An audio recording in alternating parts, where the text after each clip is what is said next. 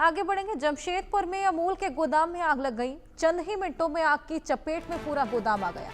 सूचना के करीब 1 घंटे बाद फायर ब्रिगेड की गाड़ी पहुंची। आग लगने का कारण अभी तक साफ नहीं हो पाया है। आग लगने से हालांकि लाखों का नुकसान हुआ है। लाखों का सामान जो कि जलकर खाक हो गया, जिसके चलते यहाँ पर बेहद बड़ा नुकसान भी हुआ। आग लगने का कारण क्या था, ये अभी तक नहीं पता लग पाया। इसको लेकर जांच पड़ताल लगातार जारी। मनीष मेहता हमारे सहयोगी हमारे साथ जुड़ गए हैं रांची से, उनसे और जानकारी लेंगे। क्या पता लग पाया है मनीष कि आग किस वजह से लगी थी?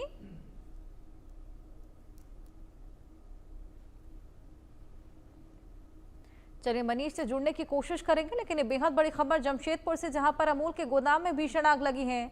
चंद ही मिनटों में आग की चपेट में पूरा गोदाम आ गया।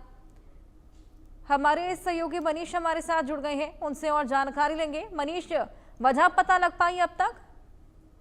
देखिए, अभी तक फायर ब्रिगेड के अधिकारी को कहना है कि ये शॉर्ट सर्किट की वजह से ये आग लग सकती है। हालांकि अभी तक उन्होंने इस पर ऑफिशियल कंफर्मेशन नहीं दिया है, लेकिन जो स्थानीय लोग हैं उनका कहना है कि देर रात ही ये आग लगी थी और देखते ही देखते ये जो पूरा जो गोदाम था अमूल का, ये पूरी तरह से जल करके राख हो गया। उनका ये भी आरोप है स्थानीय लोगों का कि हमने फायर ब्रिगेड को सूचना दी, लेकिन 1 घंटे के करीब वक्त लगा है फायर ब्रिगेड की गाड़ियां आने में। तो लेकिन इसको लेकर के उनका कहना था कि जब तक फायर ब्रिगेड की गाड़ियां आती तब तक पूरा जो गोदाम है वो जल करके राख हो चुका था और इसमें जो दूध, दही और घी वगैरह तमाम जो प्रोडक्ट्स अमूल के रखे गए थे वो लाखों की कीमत के थे, जो कि जल करके पूरी तरह से राख हो चुके हैं। हालांकि इस पर अभी तक जो कंपनी की तरफ से ऑफिशियल स्टेटमेंट नहीं आया है हर्षा, लेकिन इतना जरूर है कि जिस तरह से ये आग लगी है और बहुत ही कम वक्त में, क्योंकि इसमें दूध के से जुड़े हुए प्रोडक्ट्स थे, इसलिए आग की जो लपटें थी वो और भी ज्यादा तेज होती गई और कुछ ही घंटों के भीतर जो है ये गोदाम पूरी तरह से जल करके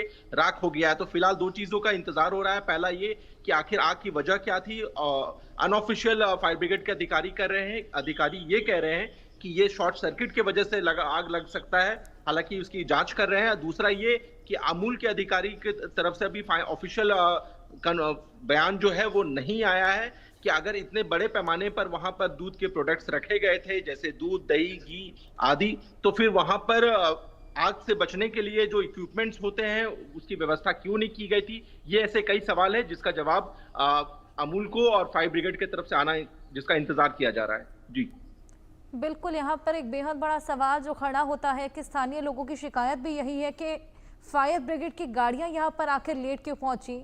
समय रहते अगर गाड़ियां पहुंची होती तो हो सकता है नुकसान थोड़ा कम हुआ होता।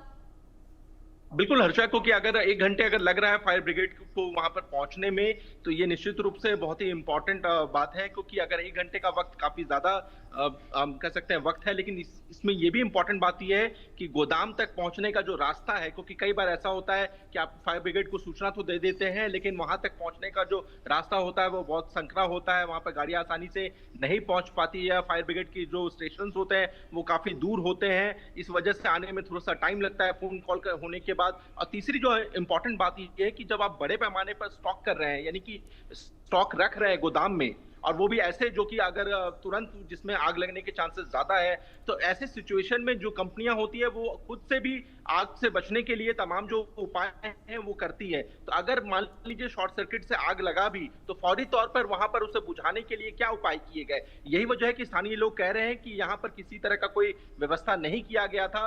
जैसे ही आग की लपटें शुरू हुई, आग लगनी शुरू हुई, उसके कुछ ही मिनटों के बाद आग की जो है बड़े बड़े जो है कह सकते हैं, उनका कहना था कि धुआं जो है चारों तरफ फैलता गया और आग की लपटें जो है वो और भी ज्यादा तेज होती गई। तो इस वजह से प्रबंधन पर भी सवाल उठ रहे हैं कि अगर आप स्टॉक कर रहे हैं तो वहां पर आग से बचने का भी आपको व्यवस्था करना चाहिए था।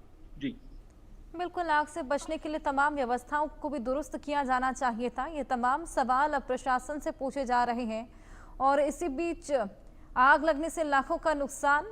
अमूल का गोदाम जहां पर ये भीषण आग लगी और चंद ही मिनटों में आग की चपेट में पूरा गोदाम आ गया। फिलहाल अगर स्थिति देखिए मनीष, अभी रीसेंट अपडेट, अभी रीसेंट डेवलपमेंट क्या पूरे मामले को लेकर?